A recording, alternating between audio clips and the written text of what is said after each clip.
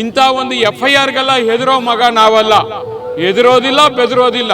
ಒಂದು ಕಸ ಎತ್ತಲಿಕ್ಕೆ ಯೋಗ್ಯತೆ ಇಲ್ಲ.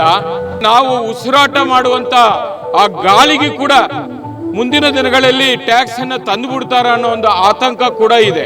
ರಾಜ್ಯ ಸರ್ಕಾರ ನಮಗೆ ಇಲ್ಲ ಸಲ್ಲದ ತೊಂದರೆಗಳನ್ನ ಕೊಡ್ತಾ ಇದೆ. ಕಾಂಗ್ರೆಸ್ ಸರ್ಕಾರದ ವಿರುದ್ಧ ಬೃಹತ್ ಪ್ರತಿಭಟನೆಗೆ JDS ಮುಂದಾಗಿರುವಂಥದ್ದು. ಈ ಬಗ್ಗೆ ಮಾತನಾಡಲಿಕ್ಕೆ ಶರಣ್ ಅವರು ಇದ್ದಾರೆ. ಅವ್ರನ್ನೇ ನಾನು ಮಾತಾಡಿಸ್ತಾ ಹೋಗ್ತಿದ್ದೀನಿ. ಸರ್ ಹೇಳಿ, ಪ್ರತಿಭಟನೆ ಹಮ್ಮಿಕೊಂಡಿದ್ದೀರಾ, ಯಾವ ರೀತಿ ಪ್ರತಿಭಟನೆ ನಡೆಯುತ್ತೆ ಇವತ್ತು ಅನ್ನೋದು? ಕಾಂಗ್ರೆಸ್ ಸರ್ಕಾರ ಬಂದಾಗಿಂದ ಕಳೆದ 2 ವರ್ಷಗಳಿಂದ ಜನರು ಬಳಕೆ ಮಾಡುವಂಥ ಪ್ರತಿ ಪದಾರ್ಥದ ಮೇಲೆ ಬೆಲೆ ಏರಿಕೆ ಬಿಸಿಯನ್ನು ಉಂಟು ಮಾಡಿ ಇವತ್ತು ಅವರ ಜೀವನ ಜೊತೆಯಲ್ಲಿ ಚೆಲ್ಲಾಟ ಆಡ್ತಾ ಇರತಕ್ಕಂಥದ್ದನ್ನು ಇವತ್ತು ನಾವು ತೀವ್ರವಾಗಿ ಖಂಡಿಸ್ತಾ ಇದ್ದೀವಿ. ಬಹುಶಃ ಗ್ಯಾರಂಟಿ ಕೊಡ್ತೀವಿ ಅಂತ ಹೇಳಿ ಗ್ಯಾರಂಟಿ ಕೊಡೋ ನೆಪದಲ್ಲಿ ಕೊಡುವಂಥ ಕೊಟ್ಟು ಇವತ್ತು ಇನ್ನೊಂದು ರೂಪದಲ್ಲಿ ಕಿತ್ಕೊಳ್ಳುವಂಥ ಕೆಲಸವನ್ನು ಈ ರಾಜ್ಯ ಸರ್ಕಾರ ಮಾಡ್ತಾ ಇದೆ. ಇವತ್ತು 1 ರೂಪಾಯಿ ಕೂಡ ಡೆವಲಪ್ಮೆಂಟ್ ಕೆಲಸಗಳಾಗ್ತಾ ಇಲ್ಲ. ಇವತ್ತು ಬೆಂಗಳೂರು ನಗರದಲ್ಲಿ ಒಂದು ಕಸ ಎತ್ತಲಿಕ್ಕೆ ಯೋಗ್ಯತೆ ಇಲ್ಲ. ಕಸ ಎತ್ತಲಿಕ್ಕೆ ಕೂಡ ಟ್ಯಾಕ್ಸನ್ನು ಹಾಕಿ ಇವತ್ತು ಎಲ್ಲ ರೀತಿಯಲ್ಲಿ ಇವತ್ತು ತೊಂದರೆ ಕೊಡ್ತಾ ಇರತಕ್ಕಂಥದ್ದನ್ನು ನಾವು ಗಮನಿಸ್ತಾ ಇದ್ದೀವಿ. ಎಲ್ಲೋ ಒಂದು ಕಡೆ ನಾವು ಉಸಿರಾಟ ಮಾಡುವಂಥ ಆ ಗಾಳಿಗೆ ಕೂಡ ಮುಂದಿನ ದಿನಗಳಲ್ಲಿ ಟ್ಯಾಕ್ಸನ್ನು ತಂದು ಬಿಡ್ತಾರ ಅನ್ನೋ ಒಂದು ಆತಂಕ ಕೂಡ ಇದೆ.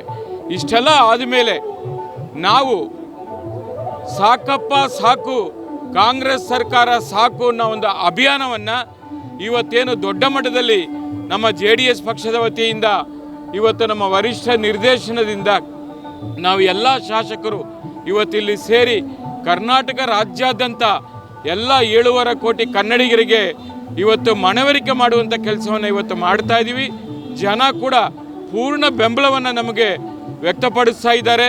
JDS ಪಕ್ಷ ಒಳ್ಳೆ ಕೆಲಸ ಮಾಡ್ತಾ ಇದೆ, ನಿಮ್ಮ ಹೋರಾಟಕ್ಕೆ ನಾವು ಕೂಡ ಸಹಕಾರ ಕೊಡ್ತೀವಿ ಅಂತ ಹೇಳ್ತಾ ಇದ್ದಾರೆ. ಇಷ್ಟಕ್ಕೆ ಇವತ್ತು ನಮ್ಮ ಹೋರಾಟವನ್ನು ಹತ್ತಿಕ್ಕುವಂಥ ಕೆಲಸವನ್ನು ಎಲ್ಲೋ ಒಂದು ಕಡೆ ಪೊಲೀಸ್ FIR ಹಾಕೋ ಮೂಲಕ ರಾಜ್ಯ ಸರ್ಕಾರ ನಮಗೆ ಇಲ್ಲ ಸಲ್ಲದ ತೊಂದರೆಗಳನ್ನು ಕೊಡ್ತಾ ಇದೆ. ಇಂಥ ಒಂದು FIRಗೆಲ್ಲ ಹೆದರೋ ಮಗ ನಾವಲ್ಲ. ಹೆದರೋದಿಲ್ಲ, ಬೆದರೋದಿಲ್ಲ.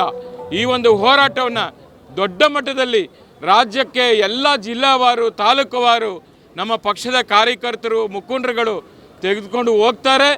ಜನ ಇವತ್ತು ನಿಮಗೆ ಮುಂದಿನ ದಿನಗಳಲ್ಲಿ ಬುದ್ಧಿ ಕಲಿಸುವಂಥ ಸಮಯ ಕೂಡ ಭಾಳ ಹತ್ತಿರದಲ್ಲಿದೆ ಅನ್ನೋದನ್ನು ಈ ಸಂದರ್ಭದಲ್ಲಿ ರಾಜ್ಯ ಸರ್ಕಾರಕ್ಕೆ ನಾನು ತಿಳಿಸ್ಲಿಕ್ಕೆ ಬಯಸ್ತಾ ಇದ್ದೀನಿ.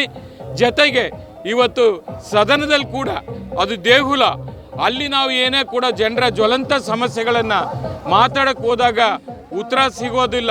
ಆ ದೇಗುಲದಲ್ಲಿ ಅಲ್ಲಿ ರಾಜ್ಯ ಸರ್ಕಾರದ ಮಂತ್ರಿಗಳೇ ನನಗೆ ರಕ್ಷಣೆ ಇಲ್ಲ, ನನ್ನನ್ನು ಹನಿ ಟ್ರಾಪ್ ಮಾಡ್ತಾರೆ ಅಂತಾರೆ. ಅಲ್ಲಿ ರಾಷ್ಟ್ರ ನಾಯಕರಿಗೆ ಮನಿ ಟ್ರಾಪನ್ನು ಕೊಡ್ತಾರೆ, ಇಲ್ಲಿ ಜನರಿಗೆ ತೆರಿಗೆ ಟ್ರಾಪನ್ನು ಕೊಡ್ತಾರೆ.